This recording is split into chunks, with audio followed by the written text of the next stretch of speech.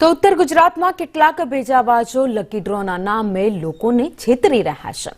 જો કે આ મામલામાં પોલીસ ખુદ ફરિયાદી બની છે અને ફરિયાદ નોંધાવી છે, પરંતુ આ મોડસ ઓપરેન્ડીથી અનેક લોકોએ હાટડીઓ શરૂ કરી દીધી છે, જેની સામે હવે જાગૃત નાગરિકો પણ પડ્યા છે, જેઓ ચીમકી ઉચ્ચારી રહ્યા છે કે આવી હાટડીઓ ચલાવનારા સામે પોલીસ કાર્યવાહી ન કરે તો તેઓ કોર્ટમાં જશે।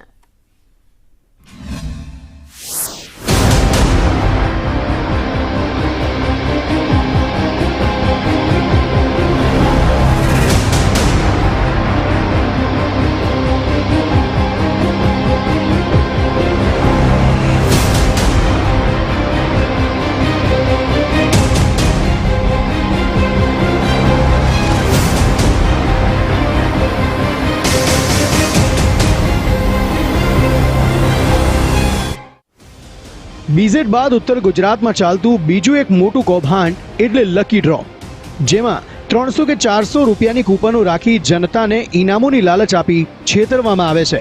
પરંતુ હવે આવા ડ્રો સંચાલકો સામે પોલીસે કાયદાનો ગાળિયો કસ્યો છે।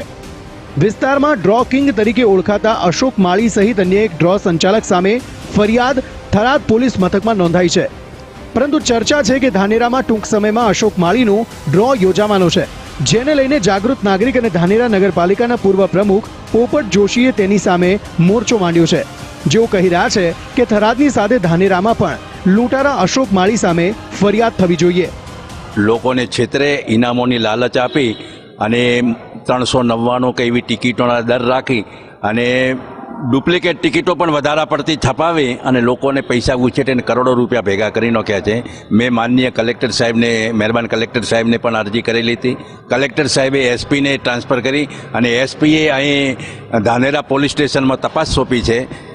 વાલેરના બીટ જમાદાર છે ગઢવી સાહેબ, એમની પાસે મારી તપાસ છે અને મેં જવાબ પણ લખાવેલો છે કે ભાઈ આ બધું ખોટું થઈ રહ્યું છે, લોકોને છેતરપિંડી થાય છે, લોકોને છેતરાય છે અને તમે તપાસ કરો। મેં હમણાં જાણ્યું ચેનલો દ્વારા અને સોશિયલ મીડિયા દ્વારા કે ભાઈ આ અશોક માળીની સામે ફરિયાદ થરાદમાં નોંધાયેલી છે, અહીં પણ ફરિયાદ નોંધાવી જોઈએ। આ સાથે વાલેરા ગામે ગૌશાળાના નામે થયેલા ડ્રો મામલે તેમણે મિલીભગતના આરોપ લગાવી કોર્ટના દ્વાર ખખડાવવાની ચીમકી ઉચ્ચારી છે। મંચ ઉપર ડાયરાના નામે મંચ ઉપર મોટા મોટા રાજકીય નેતાઓને ભેગા કરી અને લોકો ઉપર પ્રભાવ પાથરી લોકો પાસે પૈસા પડાવવા, અને મને લાગે છે કે વાલેરમાં તો ગૌશાળા પણ નથી અને ગૌશાળાના નામે ડ્રો થયો છે। બાપજી પોતે અશોક માળીને ચેન પહેરાવે છે, એવું લાઈવમાં છે, અને પોતે એક ટીવીમાં એક ફોનમાં એમની છે ક્લિપ છે, એમાં એ પોતે કહે છે કે ભાઈ મને રોકડા આપજો, મારે ઓગળીઓ કરવાનું છે, ટ્રસ્ટમાં પૈસા જમા કરાવતા નહીં। તો આવા બધા લેભાગુ લોકો જે પ્રજાને છેતરી રહ્યા છે એ બધાની સામે ફરિયાદ નોંધાવવી જોઈએ અને બધાના વરઘોડા કાઢવા જોઈએ। આમ હાલ ઉત્તર ગુજરાતમાં આવી હાટડી ચલાવનારા સામે પોલીસ કાર્યવાહી શરૂ થઈ છે, પરંતુ ક્યાંક ફરિયાદ બાદ પણ કાર્યવાહી ન થતી હોવાના આરોપ પણ લાગી રહ્યા છે।